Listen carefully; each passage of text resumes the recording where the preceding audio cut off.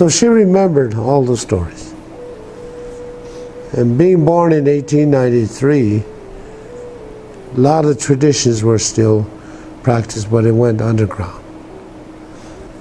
Because they started enforcing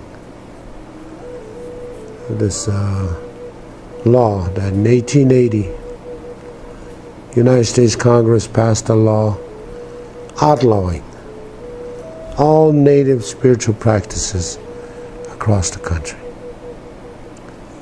You couldn't practice them without some kind of punishment. And that's why most of our people don't have any knowledge passed on to them.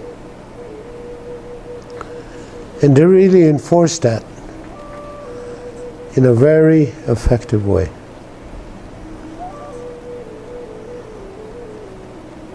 The missionaries, you belong to any church, it doesn't matter which one.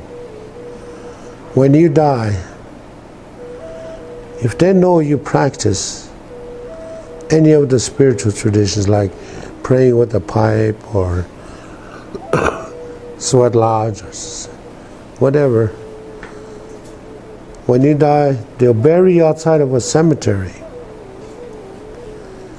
telling your family you're burning in hell. When you're 5 years old and your favorite uncle is buried there, and they teach you how horrible hell is. Every day you wake up, you're going to wonder, I wonder if my uncle is still burning. Because he prayed with a pipe. And you'll be afraid to pick up that pipe because you might end up burning down there with him.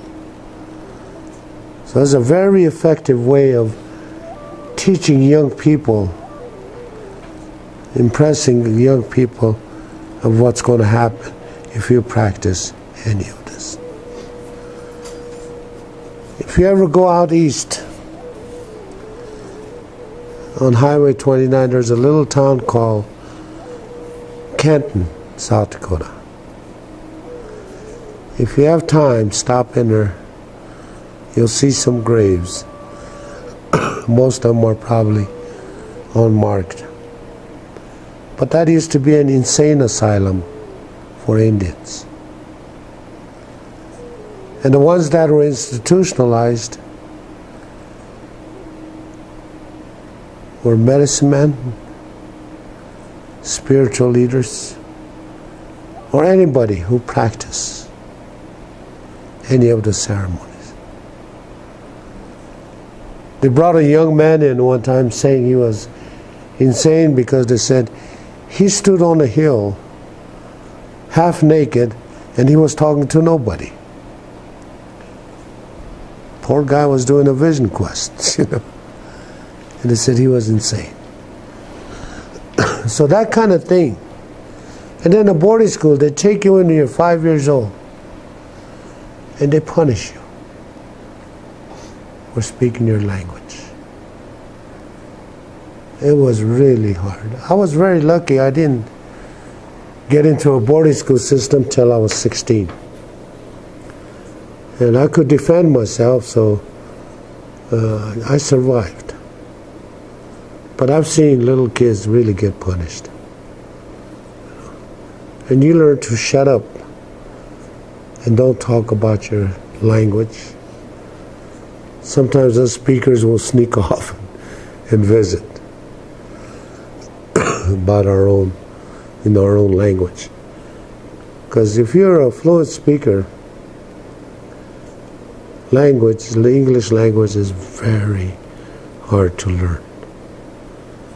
I'm still learning it. And I try to speak it all my life, and I still make mistakes in it.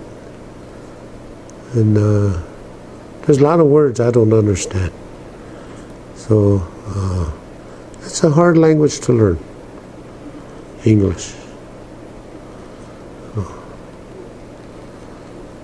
So these are the issues that we come through in the last 100 years or so which made your parents, your grandparents, they were forced to deny their Indianness.